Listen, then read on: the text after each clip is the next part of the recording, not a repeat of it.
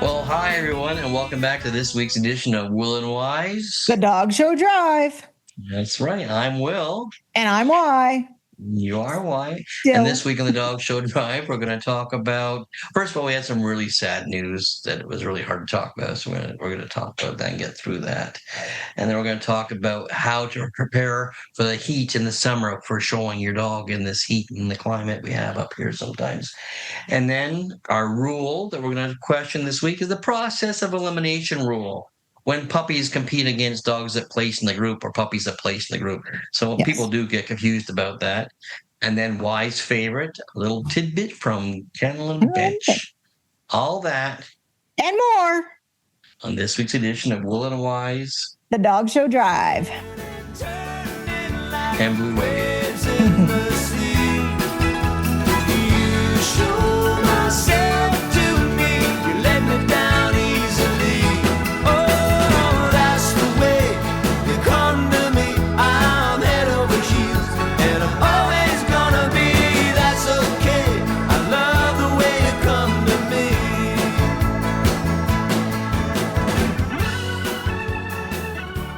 Hi, Y.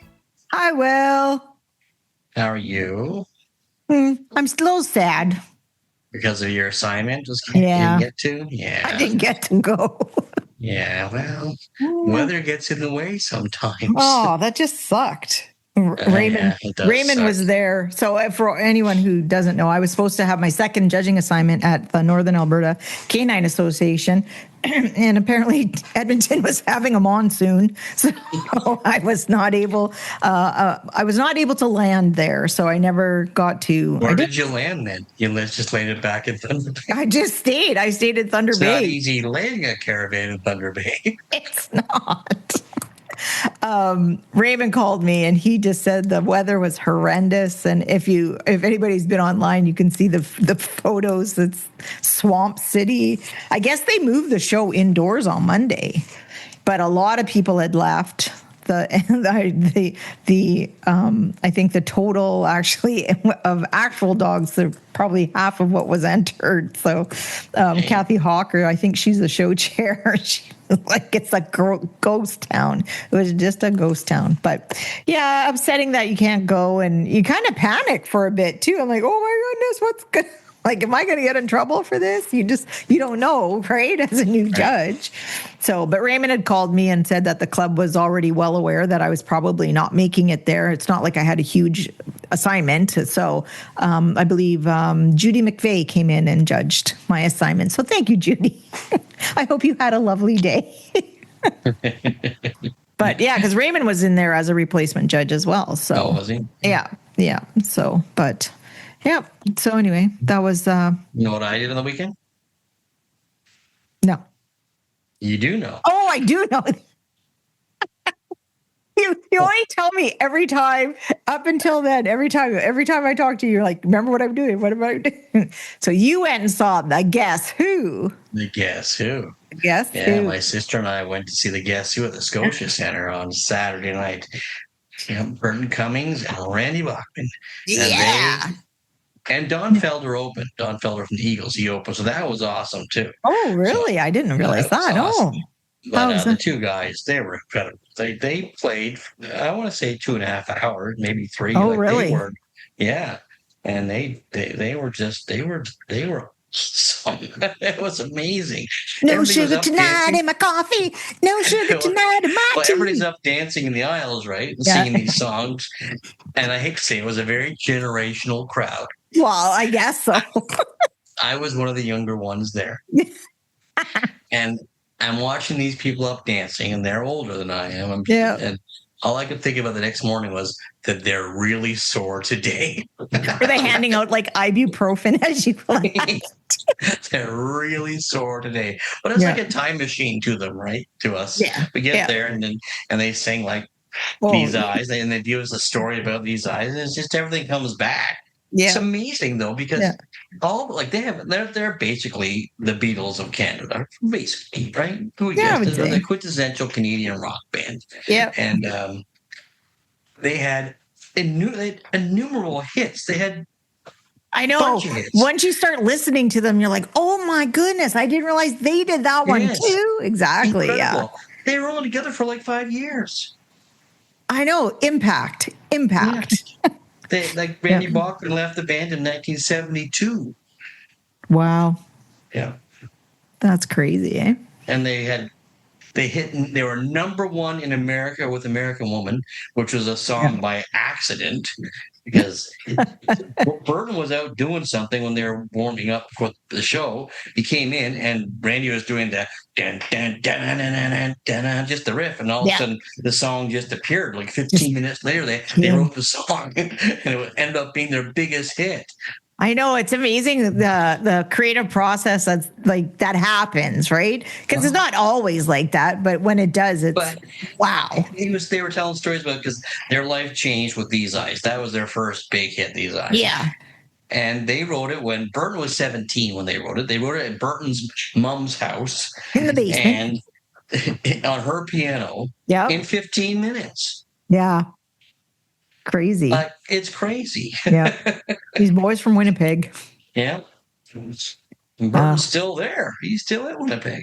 Yeah, well, we used to have a blues festival, and literally he was like one of the headliners every other year here in Thunder Bay. So, and he would do like 2 hours on stage, and it's just like it's incredible, just incredible. It was amazing during COVID when we were all locked down. He had a Facebook Live, had a Facebook page. He still does, but he was going on live and taking questions, taking like requests, and he'd play in the organ and sing a song on Facebook Live for these people. It was incredible. You know? Yeah. That's fun. A lot of fun. We had so much fun. And so, how tired were you the next day? Oh, I was really tired. I wasn't sore though because I wasn't up dancing around. If I was there, you would have been all the same to dance.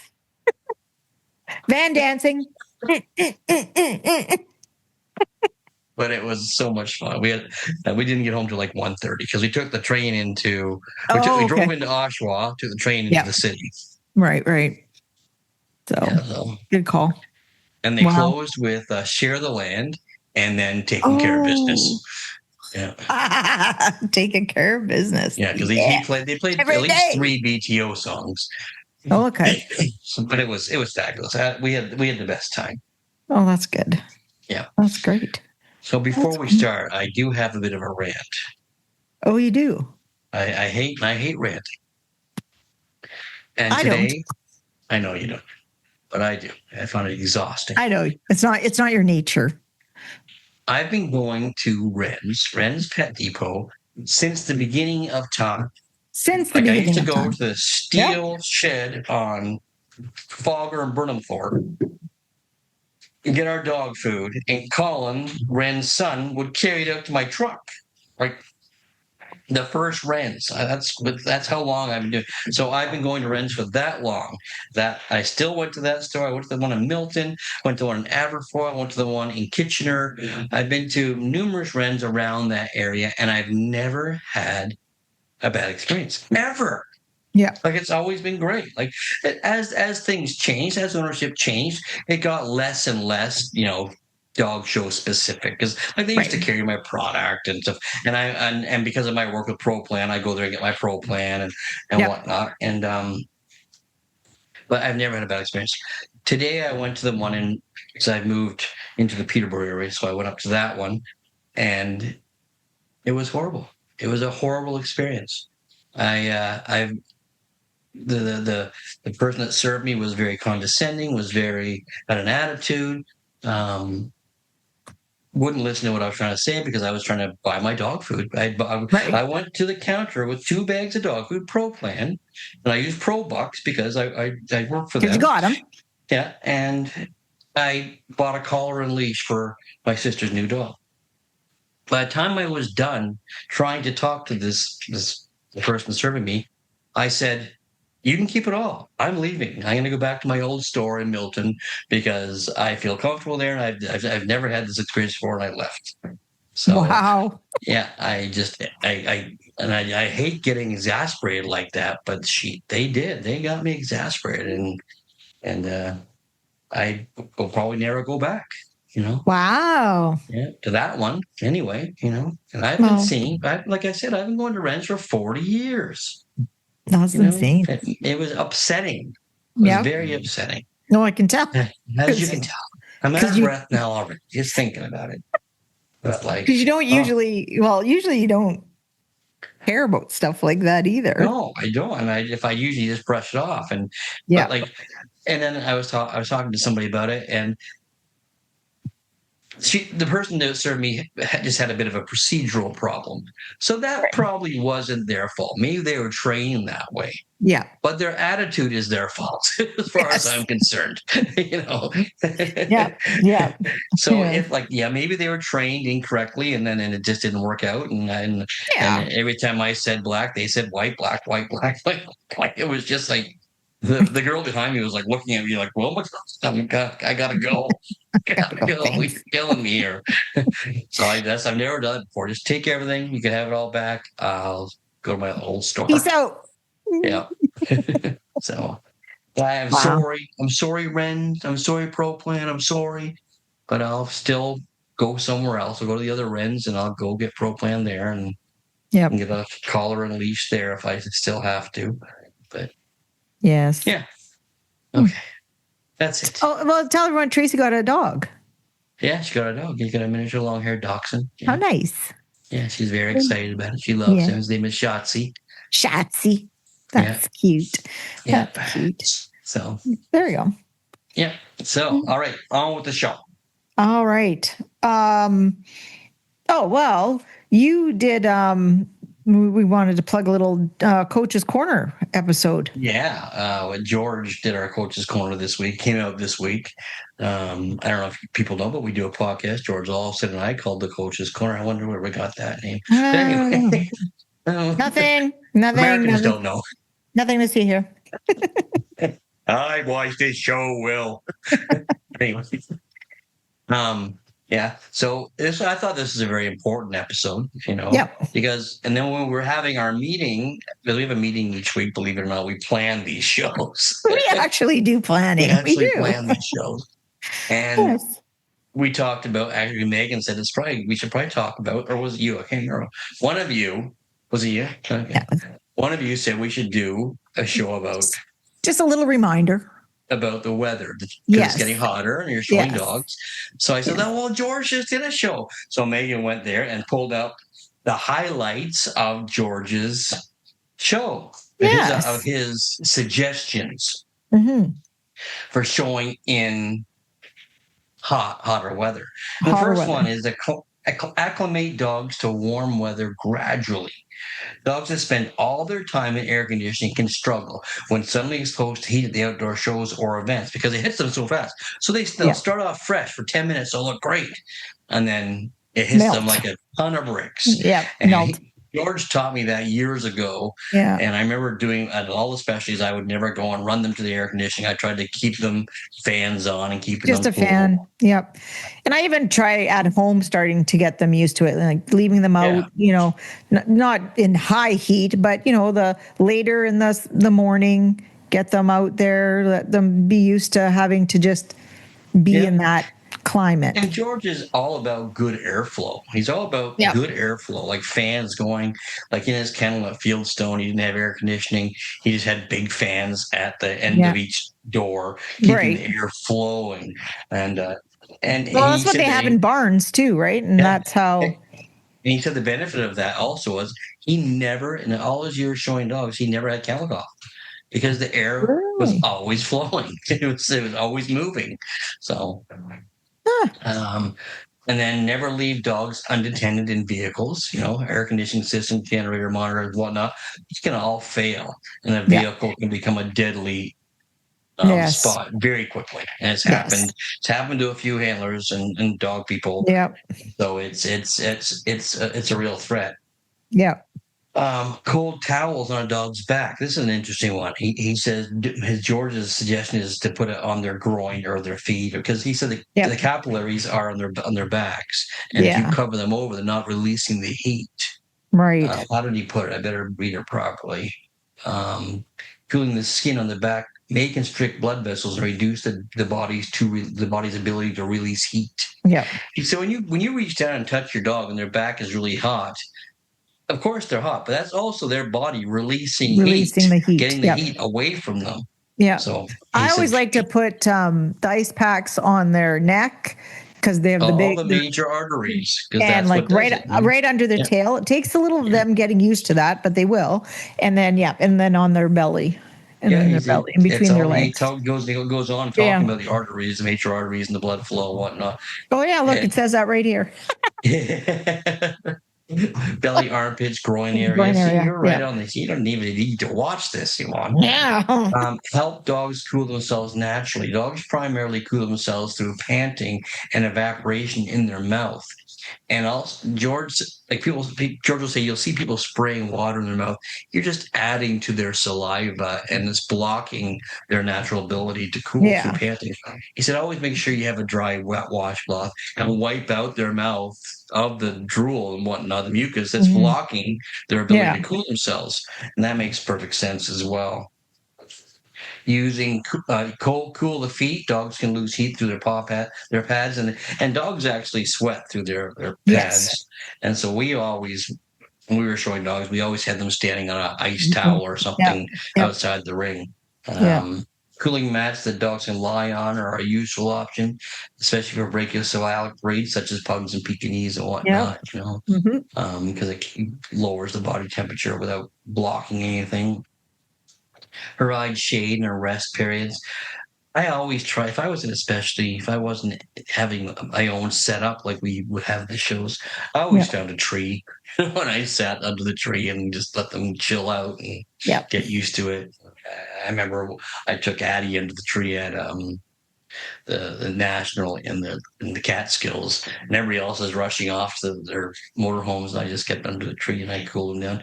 And he never Addie never stopped anyway, but he never Yeah. labored. Exactly. He Yeah. never labored. He could have gone Yeah. on and on and on. Yeah. Um, don't overexert your dogs early in the day.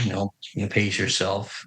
And he goes on about the ribbons handed out at the end of the class, which I've always said.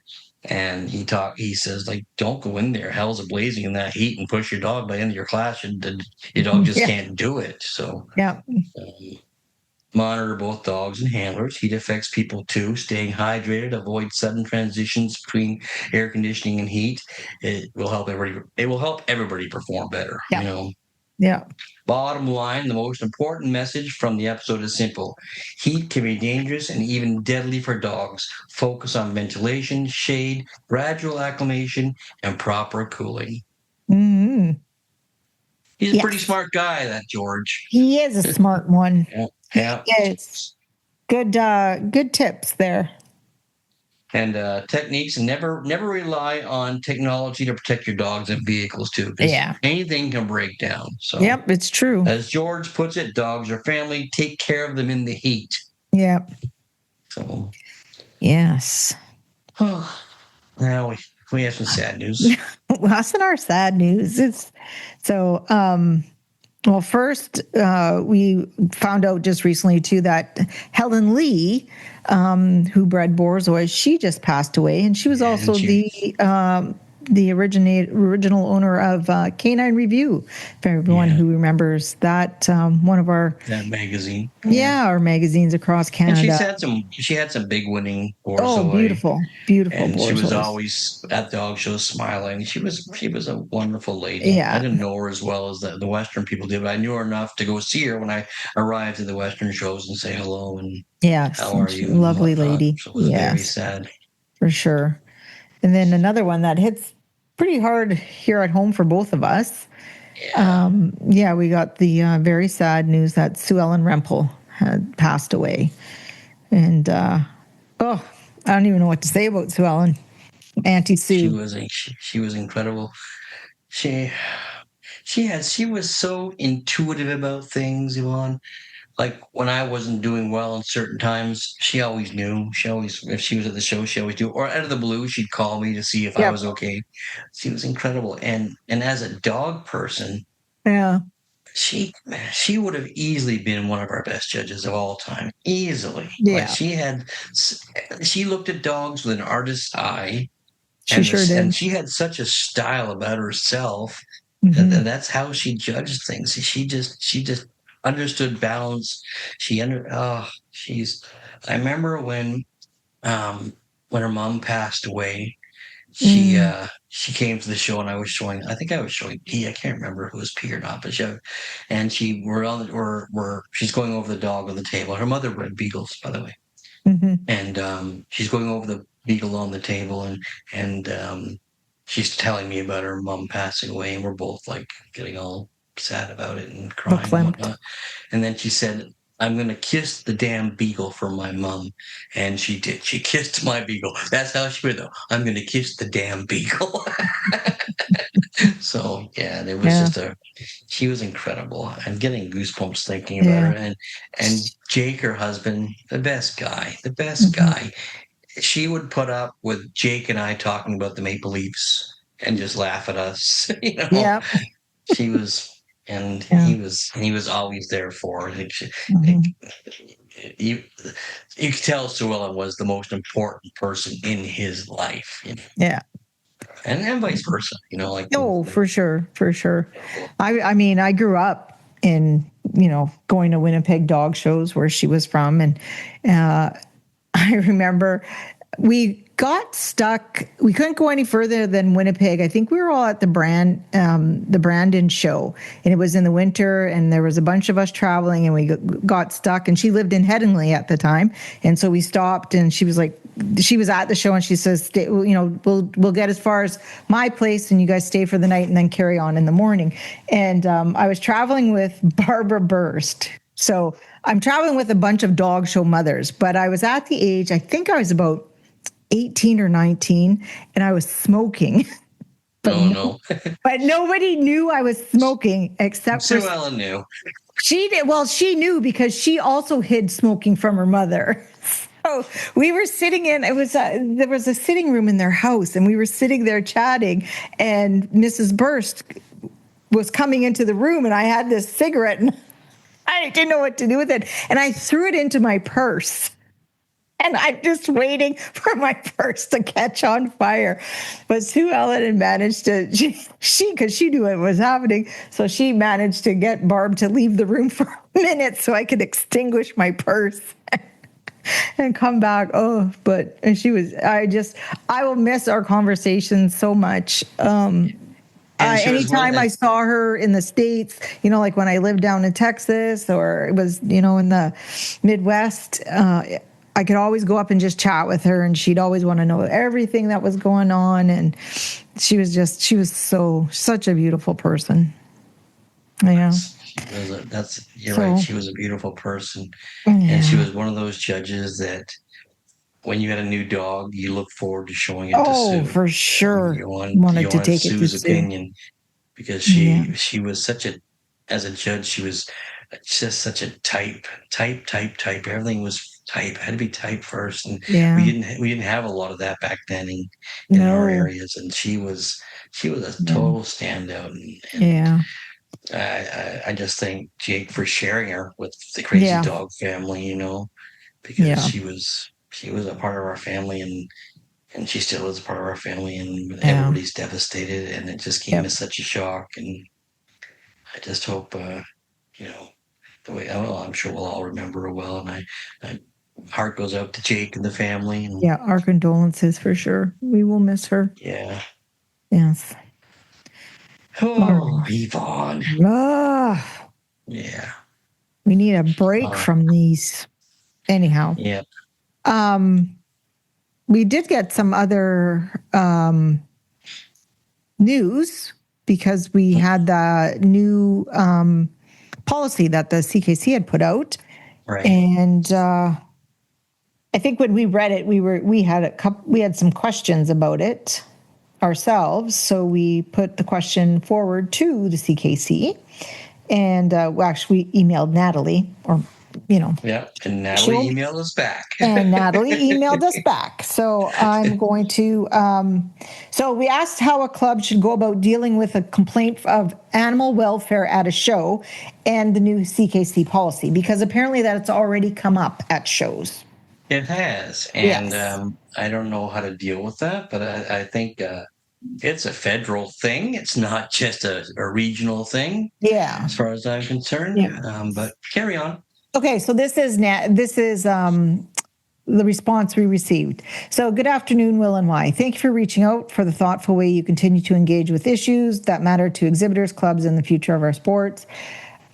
We appreciate the opportunity to clarify how CKC's updated policies apply in situations where concerns are raised during an event. The new policies focus on CKC's contribution to supporting animal welfare and safety at our events. They are designed to emphasize CKC's commitment to the protection of animal welfare while ensuring fairness, due process, and consistency across all CKC sanctioned events. At this time, it is important to note that clubs continue to retain their long-standing right to refuse entry for just cause. Under the CKC rules and regulations, show superintendents can, in fact, remove exhibitors for certain reasons outlined within the rule books and policy, and clubs can refuse entries for just cause. This authority is separate from the new policy updates. So basically she's saying there still was rules That was and always in policies place. Yeah. that the clubs are capable of removing people from show sites without the new policy. So below is additional clarification on how clubs should respond when concerns or documentation are presented during an event. Authority of host clubs. Host clubs do not have the authority to take disciplinary action, impose sanctions, or remove an exhibitor based solely on third-party documentation or allegations related to active animal welfare investigations. Clubs may only act under the authority provided in the CKC rules and regulations, specifically when there is an immediate observable animal welfare concern on site, or an exhibitor's conduct at the event violates CKC rules. Allegations or paperwork related to off-site or external investigations do not constitute grounds for on-site disciplinary action by the club. So that's interesting, because I know that a lot of people, I think, thought that whatever is going on, you can just remove someone for it. But apparently that's not quite the case. I've been told that if you as a club do not want certain persons there, you have to present that prior to the event. You can still refuse entries, etc. You have that is your right and privilege as a club. But if it comes to light that somebody is under investigation, that's interesting. I know, right? So, documentation CKC considers actionable.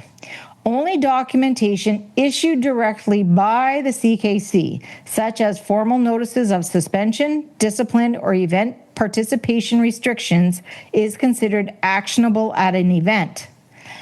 Clubs should not act on third-party letters, screenshots, social media posts, unofficial investigation notices, documents from external organizations unless CKC has formally communicated their relevance. If CKC has placed restrictions on an individual, the club will be notified through official channels. For example, the list of ineligible event participants under club resources. So what they're saying is the only paperwork that you can dismiss someone from the show is something that the CKC has.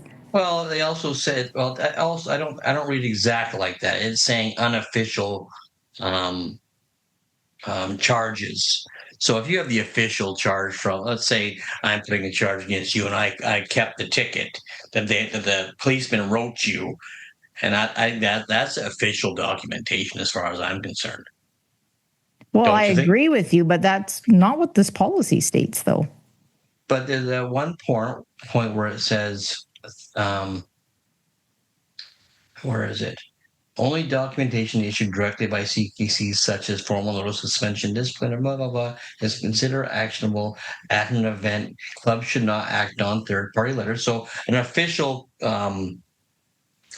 ticket from a police officer is not that's official, because the third one, unofficial investigation notices. No, I agree. Yeah. What if there was an official investigation notice? What happens then on site? Well, I agree. I think that should be allowed, but but this says documentation CKC considers actionable. Only documentation issued directly by CKC. Clubs should not act on third-party screenshots, social media, unofficial investigation notices. But what if they came up with an official investigation notice?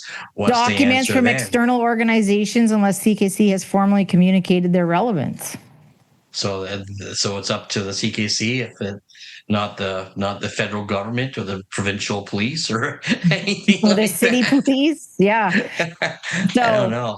Yeah, I have, like, it's kind of weird. So when clubs should contact the CKC, if a club is approached with allegations or documentation of this nature, the appropriate response is to relay the information to the executive director at ed@ckc.ca. This ensures consistency in how policies are applied, protection of due process, avoidance of inappropriate or unauthorized actions by the club. So what if, let's say, I'm at a show and you've charged me with making fun of your hair or something like that, Yeah. but officially through the provincial police, again, Yes. you charged me, and here's the ticket that Will made fun of my hair. And it comes to lay at the dog show, and someone takes offense to that and doesn't think I should be showing my hair ideas with the rest of the dog show. What happens then? Like, what if someone has the official complaint that they put? So, like, that's party A, party B. Party A has charged party B with animal abuse and whatnot, and there's been they've been charged, and they have the official complaint, and they get to a dog show, because no one knows who's entered a dog show until you get there. So they get there and they see this individual, then they go home and they get the official complaint, and they go to the show superintendent, show secretary, or whoever, and say, this person shouldn't be showing dogs according to the CKC. How does that dealt with? Do you just allow them to show dogs that way, and then 6 weeks later we find out they shouldn't have been? Yeah, that's the question we need answered. Megan, write that down. So anyway, protocol for documenting or reporting. Clubs should follow a simple, consistent protocol. Acknowledge the individual being brought forward. Oh, holy moly. Acknowledge the individual bringing forward the concern. Do not engage in discussion about the accused exhibitor or the validity of the documentation. 3, record the interaction factually. Date and time, name of the individual reporting, nature of the documentation presented, any observable on-site concerns, if applicable. 4, forward the information to ed@ckc. Like fist fights at ringside? I don't know. Yeah. As soon as possible. Balancing fairness and animal welfare. The updated policies emphasize 2 equally important principles: CKC's commitment to the protection of animal welfare and ensuring fairness and due process for all participants and clubs. CKC rules and regulations address specific situations where the show superintendent or the show chair could intervene where there is a concern occurring at the event. In all other cases, the appropriate and fair course of action is to defer to CKC's established processes. This approach ensures that exhibitors are not penalized based on unverified allegations. Clubs remain within their authority. Legitimate welfare concerns are escalated promptly and appropriately. We appreciate your commitment to helping the community understand these policies and their practical application. Clear, consistent procedures help protect dogs, exhibitors, and the integrity of the CKC events across the country. If you would like further clarification, please don't hesitate to reach out. Warm regards, Natalie. Well, we might be reaching out again, Natalie. There could be a part deux. This. So, but I mean, if we've got the questions, I'm sure other people have the questions, right? So, and I just thought of that line in Austin Powers. Seeing this, I do have some concerns. Saying to Steven Spielberg.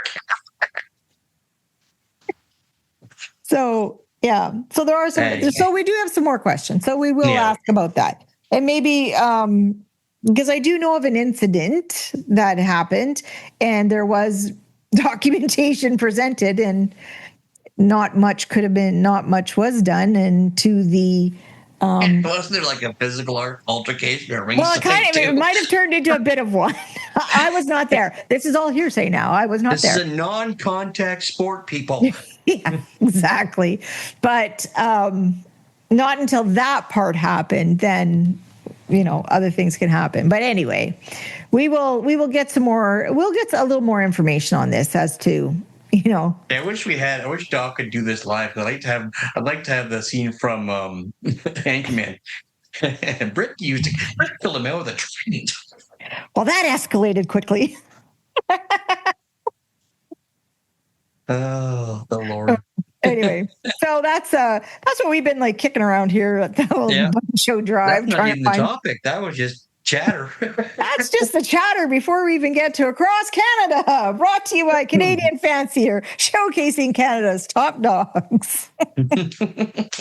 So, I think they sponsor WWF events too, or MMA events. MMA, baby. MMA. Dog Fancier sponsoring MMA events at Dog in Octagon 1.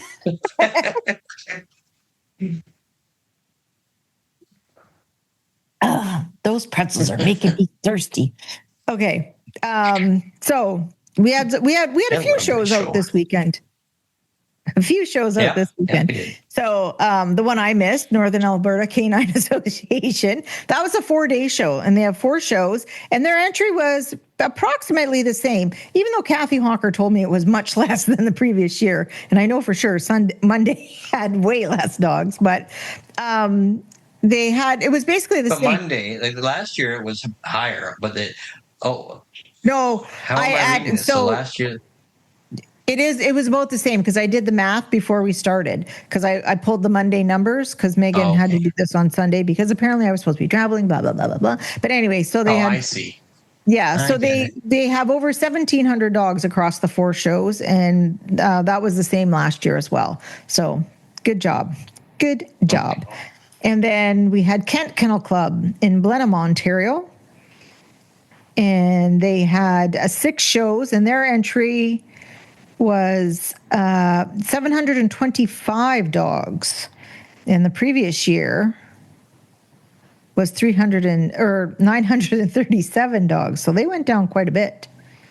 Quite a bit, yeah. But Society Canine de Thetford, May 30th and 31st, they had 4 shows, and they were up a bit. They were up 50 dogs from the previous year. Oh, good. And apparently we missed a show last week, too. We missed the Newfoundland show out on the island. We made some mistakes last week, too. I got some calls about DQs and whatnot. Oh, did we? Yeah. How possibly did we make errors? I don't know. Yeah, well. Would you not think maybe you should have shared that with us? I'm a licensed judge, so I should have caught one of them for sure. Let it slide. Maybe I wasn't paying attention. Which one was that? What's for dinner tonight? I'm not going to bring it up because then I'll get another phone call. Well, you should have brought it up in the meeting so that we could have dissected it. I didn't get the phone call until after the meeting. Well, you could have still texted. Someone listened to the show late. Yes. All right. And so we have some reminders for closings. I'm always laughing because Megan never puts our local stuff around. So, but what's today? The 2nd? Oh, no. Okay, so reminders for closing. Nicola Valley Kennel Club, closing on Wednesday, June 10th at 11 p.m. The show secretary is Arctic Dreams. For City Kennel Club, that's closing on Wednesday, June 10th at 8 p.m., and that's an MJN show services. Society Canine de la Mauricie, closing on Wednesday, June the 10th at 9 p.m. And the show secretary is Pascal Pontoise. And then the Evangeline Kennel Club, closing on Wednesday, June 10th at 8 p.m. or when their limit is reached. And that show secretary is the Maritime Event Services. And I also know for a fact that the Kenora and District Kennel Club closes on Thursday, the day that the podcast will drop. So if you're going to go there, because they also have the Westie National. Don't forget that. 6 shows, Westie National. No, 5 shows they have. 5 shows. You're having 6 Westie Nationals? No, 5 Olive Reeds in the Westie National. So that was the show spot. Oh, no, that was, I don't know what it is anymore. Oh, that was your reminders for closing, brought to you by Canadian Dog Fancier, showcasing Canada's top dogs. So now we have our show spotlight. Our show spotlight. I wish we had a little theme song for each little. I know, we talk about this every week. I know, it'd be fun. I need to bring in my glockenspiel, and I can do a little number on the side here. Even a cowbell, because you know what this thing needs? I do have those too. More cowbells. More cowbell. Did I tell you my cousin's husband? He comes to my band concerts because I do play cowbell in some trees. Oh yeah, I do. And he has a T-shirt. He has a T-shirt that says "More Cowbell" on it. He plays to John Gerard. I got a fever and it needs healing. Yes. I need more cowbell. My T-shirt covers my stomach though. So we have the show spotlight. Let's get going here. All right. Brought to you by Show Scene Magazine, the place to be seen. And our Canadian show spotlight is a nice little number called the Lakeland Kennel and Obedience Club, July 3rd through the 5th. Closes on June 17th at 11 p.m. or when the limit is reached. So it is 6 all-breed championship dog shows and is held in Cold Lake, Alberta. And all the time I lived in Alberta, I never did make it up to those shows. So let's see what we have here. We have 3 baby puppy shows and 3 veteran shows as well, and altered in all 6 shows. So bring out your old altered dogs. Bring out your old dogs. Bring out your old altered dogs. Bring out your young dogs. Bring out your near dead dogs. And bring out your fixed dogs, because they're all welcome to play that weekend. We also have sweepstakes and veteran sweepstakes being judged by Christine Zielinski, and that takes place on Thursday night at 6:30 p.m. They also have junior handling confirmation on the Saturday, and it's held at the Imperial Oil Place Arena in the Cold Lake Energy Center. Cold Lake. The show secretary is Arctic Dreams. Let's see, what else? They have free. What's this? Free overnight RV parking, self-contained. So there's free parking, free benching, free electricity, free dog bathing, shower facilities. Everything is free. So let's see who our judges are for this show. So they're still pending CKC approval, but we have Tempest and Laurel Dubchuk from BC, Leanne Bateman from Edmonton, and Susan Quinnell from BC, William Byrne from New Brunswick, and William and Judith Byrne, and Perry McLean from Priceville, Ontario. Those are your judges. Why are you laughing at me? Can you just stop? Reserve private dressing room. Only 5 available for $150 each with power plus $100 deposit cash when picking up key. Refundable if room is left clean and upon inspection by the show superintendent. So that's a good deal. 150 with power. That's free overnight RV parking. That's nice. Where do we say that? And so, like we said, they have juvenile and veteran sweepstakes, junior handling on noon on Saturday, And remember, this show closes on June 17th at 11 p.m. or when the limit is reached by Arctic Dreams Show Services. So Very that is our nice. Canadian spotlight. Now our U.S. spotlight is the Lone Star State Classic. Wonder where that is. I wonder. How does it go? The stars are bright. Yellow Star of Texas. How'd that one go? No. Deep in the heart of Texas. Oh. You clap 4 times, not 3. People think it's 3. So when but you it's clap, though, I think, oh, the wolf man. You gonna be... Okay, sorry. So we have 4 all-breed dog shows, 5 concurrent group shows, 34 concurrent breed specialties. Well, that is exciting. That's a big weekend. And this is held in the Dallas Market Hall in Dallas, Texas. Entries close on Wednesday, June 17th at 12 noon. And this is over the holiday weekend, July 2nd, 3rd, 4th, and 5th. So the first kennel club is the Denton Kennel Club.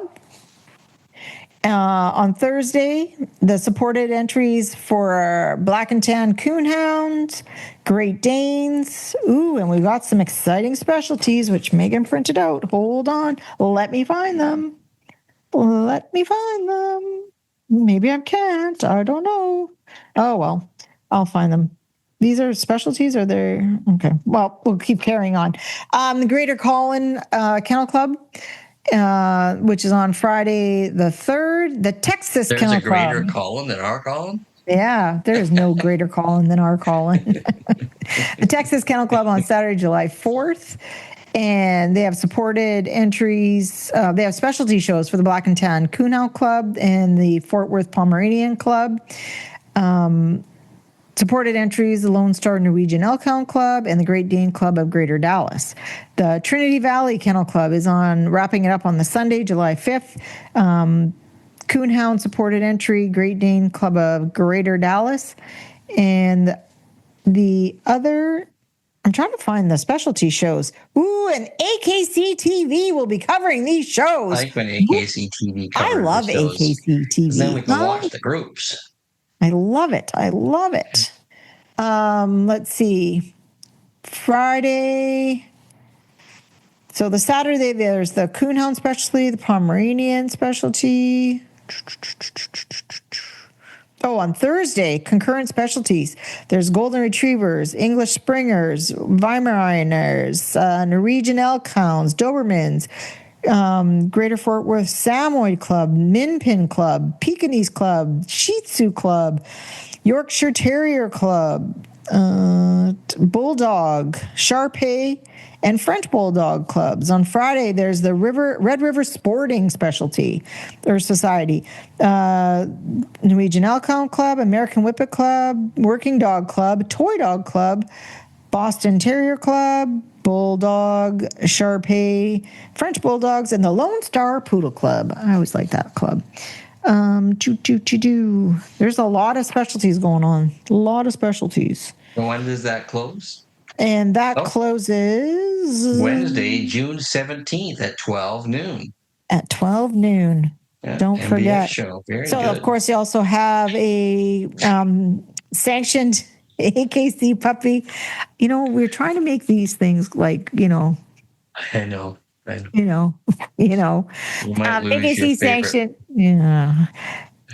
AKC sanctioned for and under 6 month puppy competition, the National AKC or the Owner Handler Series. And let's take a look at some of the judges. We have Larry and Mickey. I know we will. I feel like you know in the movie Dodgeball and ESPN 11 is doing the dodgeball and the two commentators. Sometimes I feel like the other guy. Well, what do you think about this? And meanwhile he's doing something.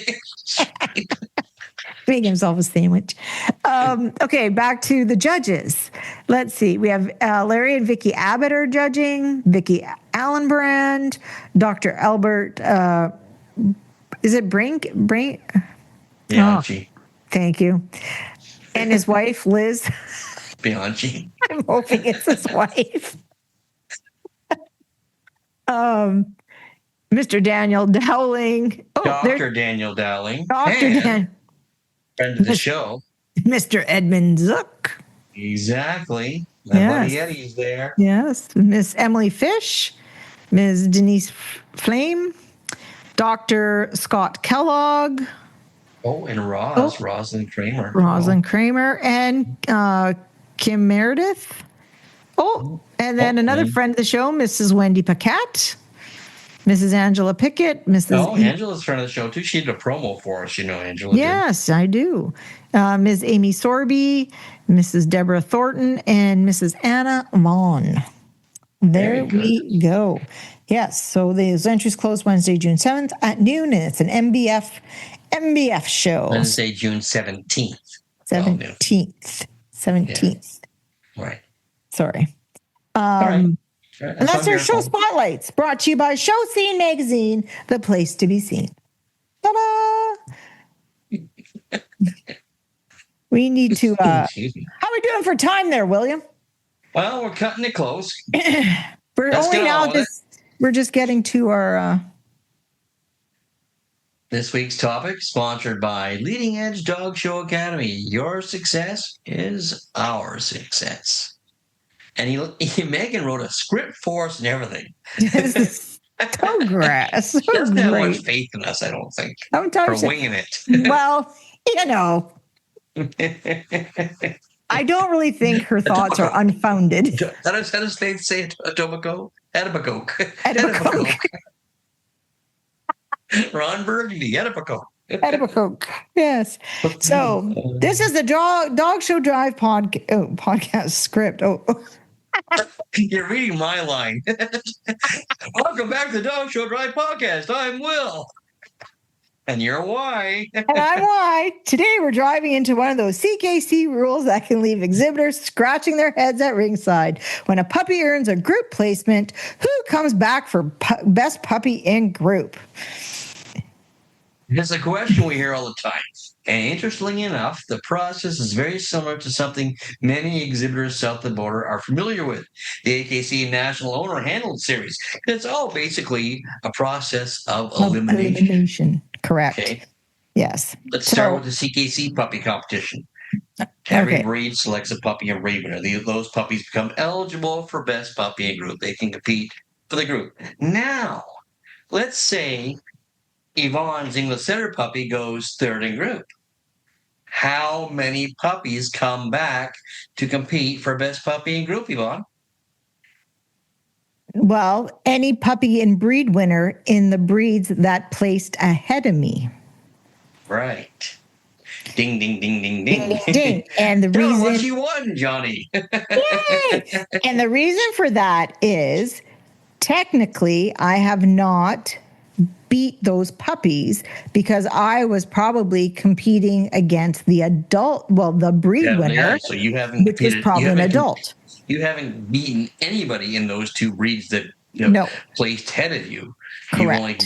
You've only been winner over the dogs below you. And that's why that's why not all puppies are called back, because I have now technically beat every other puppy in the group because I placed ahead of the breed winner, who therefore has already also defeated you. Winner, right. Most cases. Yes, exactly.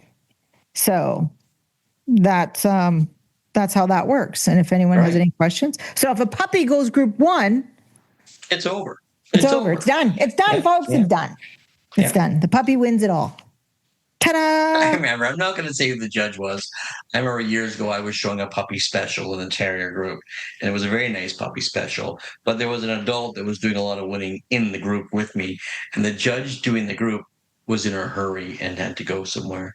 And they asked me, if a puppy wins the group, does that mean there's no puppy group? I said, yes, sir. Yes, yes, it is. And my puppy won the group that day. Ding, ding. Thanks for coming. Yeah. So, all right. So she's got that. Okay. So I think we've covered all of this. Yeah. We condensed it. It happens as well as in America with the Owner Handler Series. Because at the end you have the winners. You have the dogs, best of breed, best food. And then you ask if any of those are owner handlers. If they Right. are, they've already defeated. They've defeated the dogs below them in that category. But Right. if there were some champion owner handlers in there, then the judge has to make a decision. Right. Has to Yes. decide whether. So you have to figure out what dogs have to stay in the ring at this point. And Yes. usually down there they have really good ring stewards and they help you out a lot with it. But as a Canadian, Canadians tend to catch on really fast because of Because of our our puppy puppies. Yeah. system. Because we Right. So have the it's puppy system. process of elimination. Yes. So And if the that's best how of it goes. so if the best of breed dog wins and it's owner handlered, It's already that's number it. one. It That's already it. wins owner handler Yes. breed. Yeah. So, but then they start. So then it Now, gets if the more best of confusing. winners handler is an owner handler, they check the box. You've Yes. got to find out what champions were owner handled. Now, all the ones below the best of All the winners, all class the stuff is gone. non-champions, they've been defeated. Yeah. So now it's your job as a judge to find out which owner handlers in the champion class have not been defeated, and then make your decision out of those dogs. Yes. So so it just gets a little tricky because if best of opposite was owner handlered, then So it all beats that all sex of that sex in the is breed. gone. And so we just So, have to look at right. what's left. Yeah. Yeah. So, and it's the same thing. Like if you have, maybe the best op dog wasn't owner handlered, but the two selects were owner handlered, because selects are sex specific. And they're also select specific. Yes. You can't beat a select. So if you go select dog, and Yep. and all of a sudden the judge wants to see an owner handler, wants to see the best winner's dog as well, you think, well, I went select dog, so I already beat it. No, you didn't. No, you didn't. Only beat all the champions. You didn't beat the you didn't. non-champions. Winners, right? That's what select is. You can only a select dog can only be awarded a select dog if they're a champion. Yeah. So I have a question, because I'm not that. I mean, I understand the elimination process, but my question is, if best of winners was not owner handled, and you have two select dogs, they don't come back in the ring. You only choose what's in the ring. What's left in the ring. So yes. you don't call the dogs back in. No. Okay. You look at what's standing in the ring, and then you go, this is my owner handler. Okay. Yeah. That was my question, because I wasn't sure, because technically. Yeah, technically they're not, but you only choose what's in the ring. But you'd be like there forever in a day. Right. Okay, so that's great. So I think we just explained why the rule makes sense now, hopefully. And if anybody has more questions, feel free to call us in. This is it's just as long as you think of it as a process of elimination, you'll figure it out. Yeah. The problem is people wait all day to go in best puppy group, and all of a sudden, I'm not being called in. What's going on? Yeah. And we get it's disappointing, but that's the way the rules have always been. And it's common sense. It's a process. Your dogs have already been defeated. I'm sorry. I'm sorry you had to wait 2 hours for puppy group, and it's unfortunate, but that's just the way it goes. Yeah, exactly. So we talked about how that mirrors the owner handler stuff. Yeah. So you really don't. We did a really. We covered everything she tried to get us to cover. So whether we're talking about the CKC Best Puppy Competition or the AKC Owner Handler Competition, the principle is the same. The dog shouldn't have to repeatedly defeat competitors it's already beaten. Right. The systems are designed to be efficient, fair, and logical, while still ensuring the final winner has truly earned the award. And that's true. And the whole dog show is based on process of elimination. Elimination, exactly. Yeah. Like Best in Show. Yes. You beat every dog in the show. Yes. So it's just one of those rules that sounds complicated until you understand the reasoning behind it. And once you see the connection between the AKC Best Puppy Judging and this AKC Owner Handler Series, it starts to make a lot more sense. Right. So if you got a CKC or AKC rule you'd like us to break down, send us a message, and we might feature it on a future edition of CKC Rules Explained. And if we do screw up on something, can you try and get it into us before Monday when we have our meetings? We will correct it. Try to correct ourselves instead of looking like idiots. Yes, exactly. Like looking like idiots sometimes. Anyway. Well, because we Guess what? I see now we need a theme song for this. Yes, I Kennel and know. Bench. Kennel and Bench. I've got to get me some Kennel and Kennel and Bench. Bench. So anyway, this was our topic of the week, brought to you by Leading Edge Dog Show Academy, where your success is our success. Ta-da! And now, Kennel and Kennel and Bench, Bench. Kennel and brought to you Bench. by Pro Plan, Fuel for Life. Now, this one was from Kennel and Bench a whole year before I was born, in July of It's a long time ago still. Shut up. 1969. So this is a standards quiz. Oh, This no. looks super fun. We should post this. So what it is, it's a standard quiz number 74. So they were doing this for a bit. Compiled by H. Malcolm Stevens. The object is to match the first set of numbers, which relate to various parts of the dog, with the second set of numbers, which describes a part of the dog. For example, 11-1 is the bite, scissors, scoring. Okay, whatever. That sounds confusing. But anyway, it's a match. And also this looks vaguely familiar, like the CKC judges test. Anyway, tell me I'm wrong. No, I'm not. So anyway, it has, this breed is the Bouvier de Flanders. And they have, like, 1 is general appearance, 2 is coat. And so then down below, you have to pick which phrase or whatever matches best to that. So, like, for example, they have bite is a number 11 and number 1 is scissors. Bouviers are to have a scissors bite. So 11 and 1 match. And so you go through. So that's like a lot of fun. And you know who, I think this is the one I sent in because they have our friend of the show. Pointers? Oh, our friend of the show. I'm having a moment now, and because you're totally not paying attention to me, you're not even helping me try and remember. I was. Kelly, Amanda Kelly, right? Manchester. She is doing she posts on historical pieces from the archives, and this was one of them. And it, of course, comes from the Kennel and Bench. So thank you, Amanda. I love the Kennel and Bench. I watch her posts all the time. So try and get on. They're on the Facebook. Kennel and Bench. We're on the Facebook. So that is our Kennel and Bench. Kennel and Bench, brought to you by Pro Plan, Fuel for Life. Holy moly. We made it. And it's late. We were taping over late. by 39 seconds. We are taping late today because I wasn't supposed to be home yet, but I was. I was busy all day. But you had stuff to do. You had to go pick up the new puppy. So right. Don't forget to click like and subscribe to the podcast on YouTube, Spotify, Audible, Castbox, and anywhere you get your podcasts.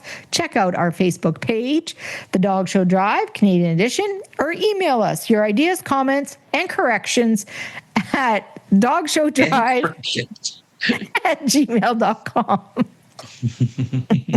All right, take us away, Wally. We do try hard. We do. So everyone, we need more Calgon. Calgon, take it away. Well, I have to show my dog this weekend. Oh no. Oh, I'm not prepared. Anyway, for those driving to a dog show this weekend or flying or however you're getting to a dog show, seatbelts on, glasses on. Boat last weekend. Till next seatbelts weekend. On, glasses on. See you down the road, guys. See ya. Thank you. Be safe, please.